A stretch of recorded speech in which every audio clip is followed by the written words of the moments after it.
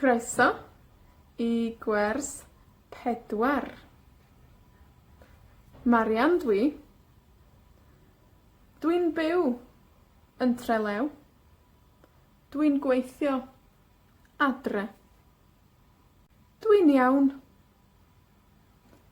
Sut wyt ti? Da iawn. Hoy vamos a hablar de cosas que nos gustan. Y hay dos formas en galés para decir que nos gusta algo. Uno es hoffi, y licio. En el norte de Gales usan más licio cuando hablan y en el sur más hoffi. Yo soy del norte, así que yo voy a usar licio. Pero cada vez que yo digo licio, ustedes pueden usar hoffi. Entonces, dwi'n licio. ¿Eso?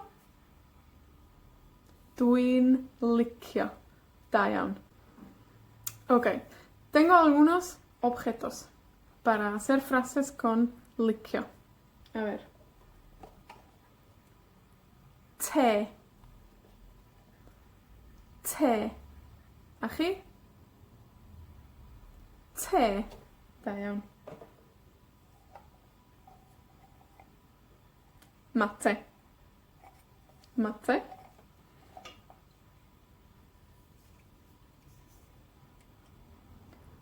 Cwrw.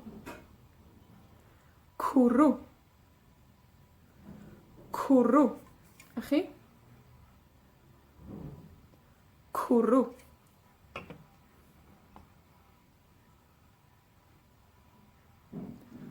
Gwin.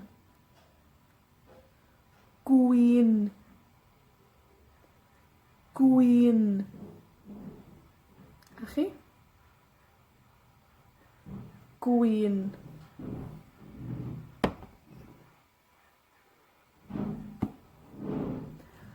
Pêl-droed.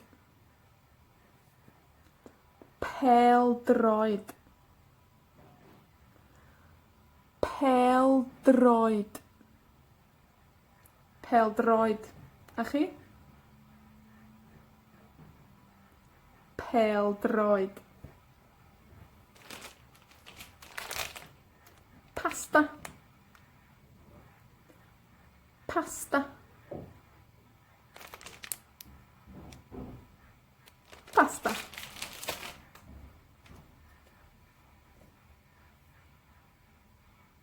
Sí, era todo. Ok, esto.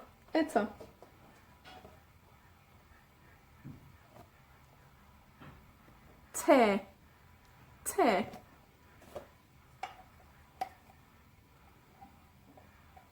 Mate.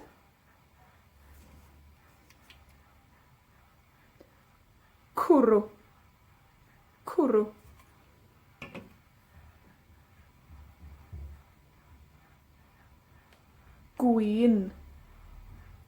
Gwin.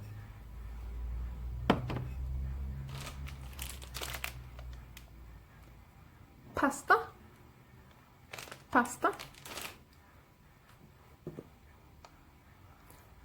Pêl-droed.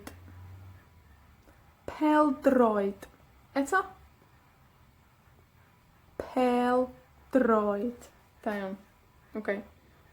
Yo voy a mostrar el objeto y ustedes tienen que decir qué es en galés. Ok. 1, 2, 3. Cwrw.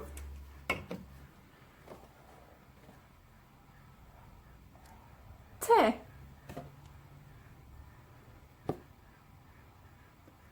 Pêl-droed. Da iawn.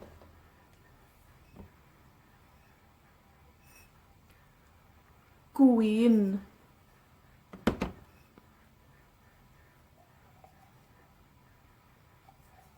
Mate.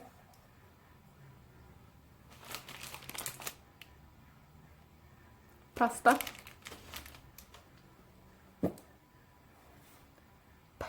pêl-droed. Da iawn. Ok. Vamos a usar la frase a mí me gusta y usar el objeto. Dwi'n licio te. Chi? Dwi'n licio te.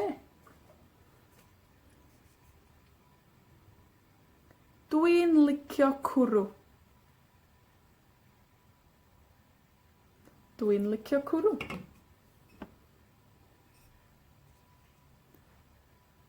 Dwi'n licio gwin. Da iawn.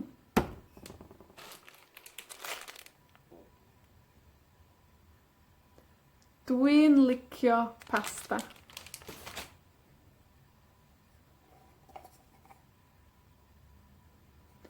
Dwi'n licio mate.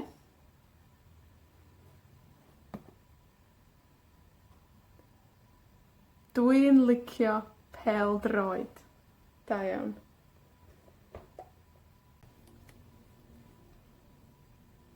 Glanhau. O. Glanhau. Glanhau. Eto. Glanhau. Glanhau. Otra vez, eto. Da iawn. Glanhau. Pero a mí no me gusta glanhau. Así que tenemos que hacer la frase a mí no me gusta. Y para hacer la frase en negativo necesitamos la palabra ddim. Ddim. Dwi ddim. Dwi ddim. Chi? Da iawn. Dwi ddim. Dwi ddim yn licio. Dwi ddim yn licio.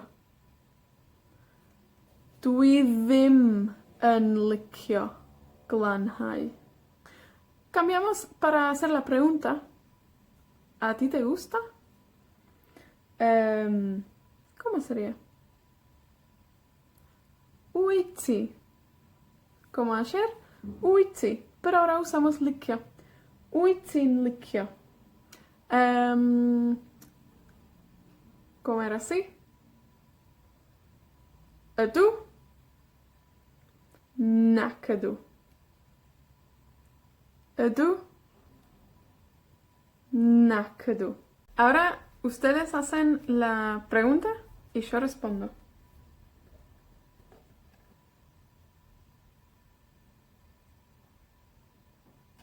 Ydw. Dwi'n hoffi te. O ydw. Dwi'n licio te.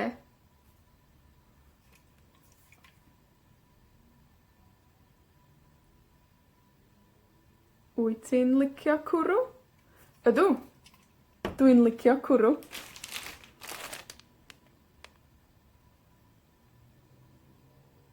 Wyt ti'n hoffi pasta? Wyt ti'n licio pasta? Ydw. Dwi'n licio pasta.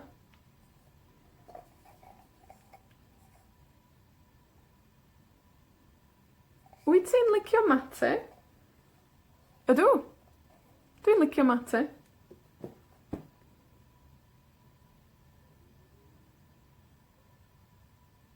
Wyt ti'n licio pêl-droed? Ydw.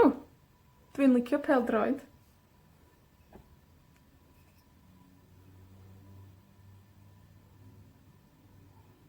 Wyt ti'n licio gwin? Ydw. Dwi'n licio gwin.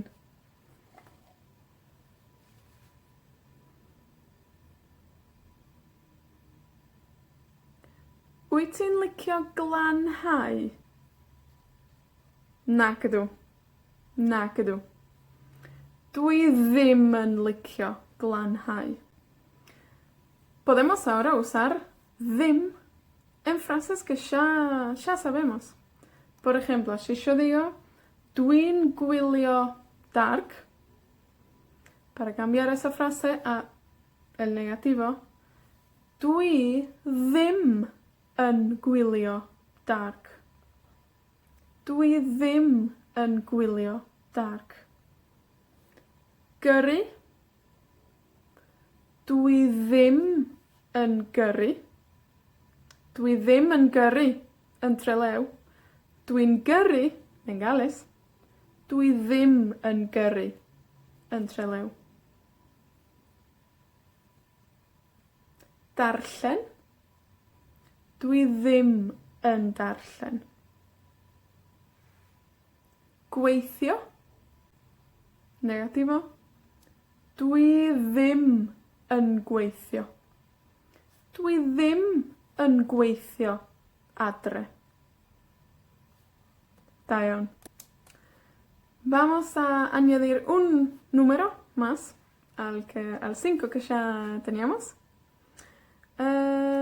Después de 1 viene 2, 3, 4, 5.